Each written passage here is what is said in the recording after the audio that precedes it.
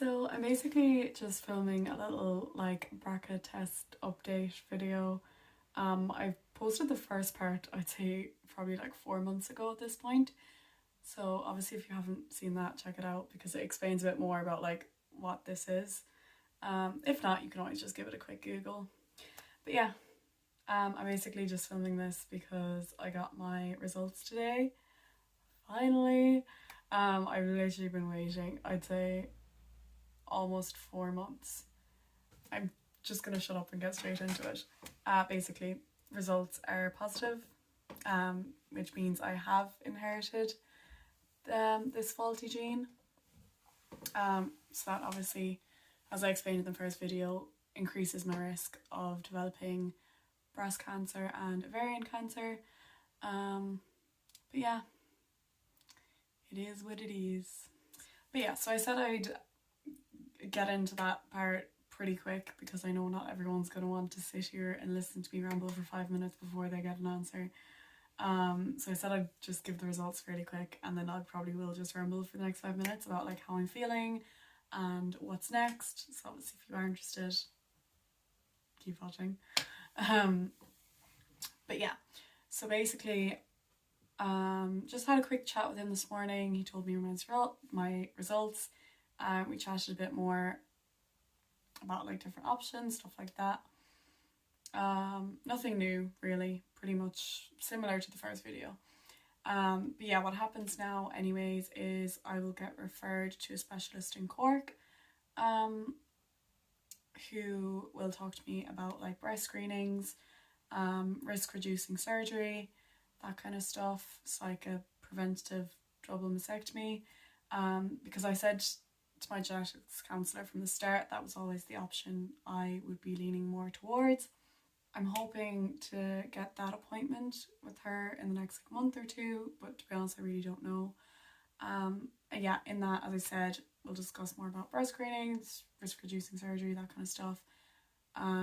Like what my reconstruction options would be like, because obviously it's different for everyone.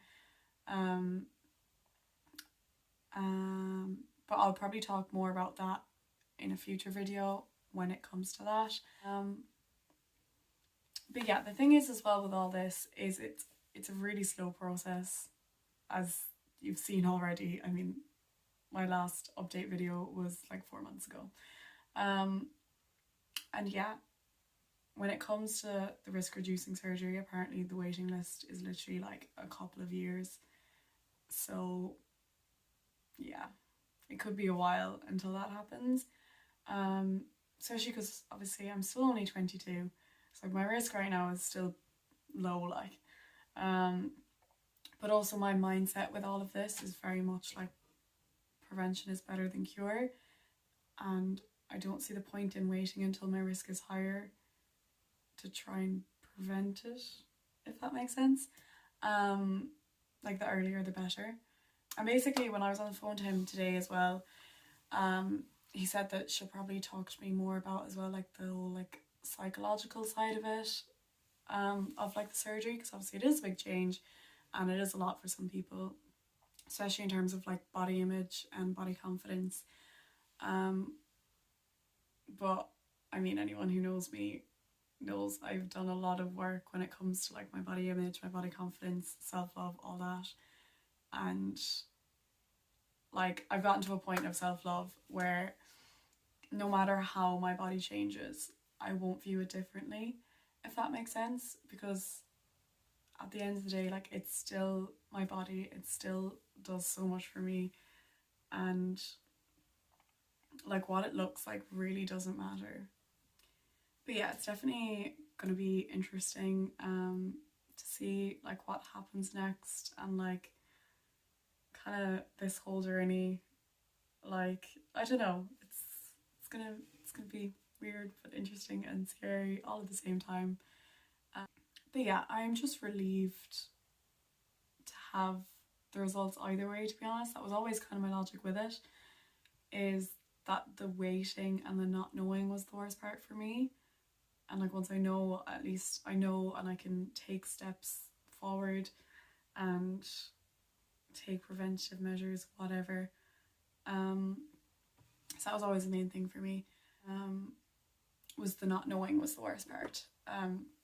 Yeah, because I think all in all I was waiting almost 4 months for my results. Because yeah, I think it was gonna be about 6 to 8 weeks, but then because of COVID they were like, oh, it could be up to 3 months. And then obviously it got to like the 3 month mark, and then the HSE got hacked. But yeah, so obviously when it came to that, like I couldn't even ring them to kind of get an update or see if they had got them. I literally just had to wait and like a sitting duck and just hope that they'd call me. Which yeah, they did today, and I'm so relieved to get that phone call. But yeah, so obviously as I said, I was waiting almost 4 months for my results, and then before that, for the initial appointment, I was waiting over a year, I think. So yeah, my advice would be like, if you are thinking about going for testing or you have a family history and you need to get it done, like start early, because the process is so fucking slow that yeah, the earlier the better, to be honest with you. That's it for Ireland anyways. I think it is, from what I've seen, apparently the process is a lot quicker in like the US and stuff.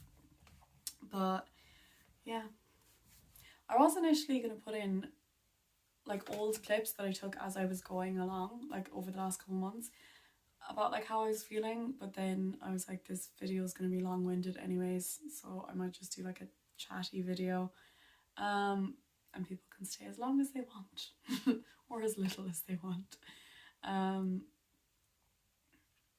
But yeah, that's the update. Yeah, I guess the weird thing about this all is it kind of gets you thinking about the future a bit more, which is definitely not something I do a lot. I'm a very take each day as it comes kind of person. But yeah, especially when it comes to like kids, all that kind of stuff, very undecided on that part of my life. So yeah, I'm not really too worried about that at the moment. But yeah, as I said, next step will be that appointment in Cork, so I will do a little update when that comes around. So until then, I'll probably be posting random videos on here. That's about it. But yeah,